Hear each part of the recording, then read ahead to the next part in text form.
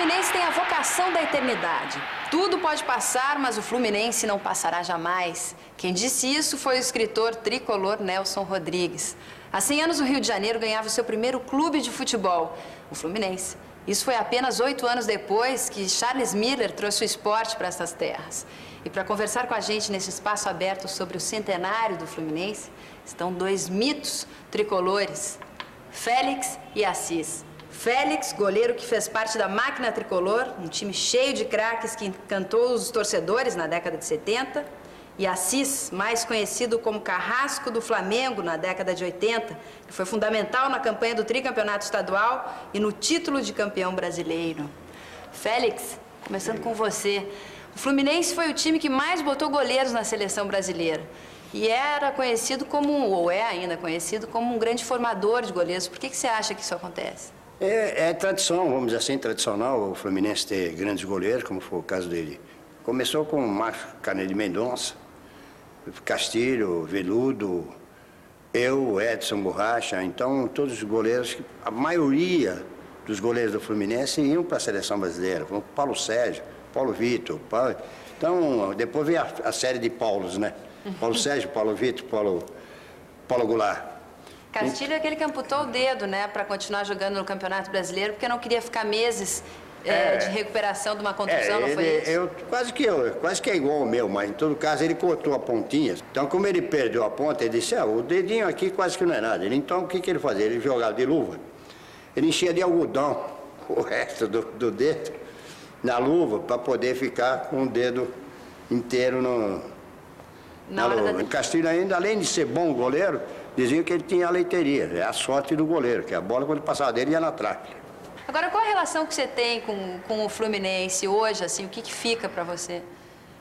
As melhores lembranças ficam dentro da minha carreira, ficam dentro do Fluminense. Apesar de que eu joguei 13 anos na Portuguesa de Esportes, eu comecei no Juventude de São Paulo, fui para a Portuguesa. A Portuguesa me revelou como profissional, eu fui com 17 anos, já assinei como profissional. Vim para o Fluminense, já experiente, vamos dizer assim, com 29 anos, e tive a felicidade de ser, vamos dizer, lançado para o cenário internacional, para o cenário mundial, porque o Fluminense foi aquele degrau que você galga para chegar à fama. E o prazer que eu tive de ver, quando entrava em campo, aquela torcida com aquele pó de arroz, aquela fumaça de pó sendo espalhada no ar. Então, contaminava a gente. Então, a gente tinha que retribuir dentro do campo a alegria que eles estavam com ele na arquibancada. Isso que eu ia perguntar para você, como é que você era visto, como é que você era tratado? Porque você pegou um Fluminense glorioso e absoluto, né? Que vencia tudo. Apesar de que o Fluminense, eu vou contar um episódio aqui, o Fluminense, o goleiro nunca pode falhar. Eu era o ídolo, vamos dizer assim, da torcida do Fluminense. Não porque eu tivesse sido campeão do mundo nem nada. É porque eu sempre me dei bem com a torcida, a gente se reconhece, é reconhecido e reconhece a quem te dá o valor. Então eu tive um frango que eu peguei contra o Botafogo, uma cabeçada do Ferretti, no Maracanã, estava 2-0, parece que o Botafogo, e o Ferretti cabeceou. Eu quis abafar a bola no chão molhado. A bola, conforme eu prensei, ela tirou a caixinha e foi para dentro, no meio das minhas pernas.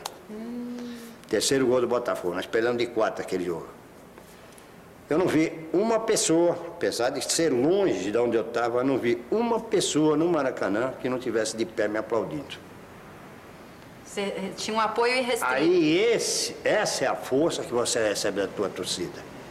Não é a torcida do Botafogo que estava gritando gol, festejando, me batendo para a torcida do Fluminense me aplaudindo para que eu levantasse minha moral e continuasse no gol do Fluminense. Então esse reconhecimento eu tenho até hoje da nossa torcida. Você pegou uma fase que no Fluminense o jogador de futebol não podia entrar pela entrada social, pela portaria social? Eu peguei, mas aquilo também entrada de serviço, né? Entrada de serviço, mas depois no fim o presidente, que é o Luiz Porto, doutor, que era o vice-presidente médico, que depois disse que não, que a gente falou a esse respeito, mas não era para vocês, é porque o restante dos funcionários não são os jogadores. Porque ele, inclusive, eu estava na porta, ele me chamou para dentro. Pela entrada social? Pela entrada social.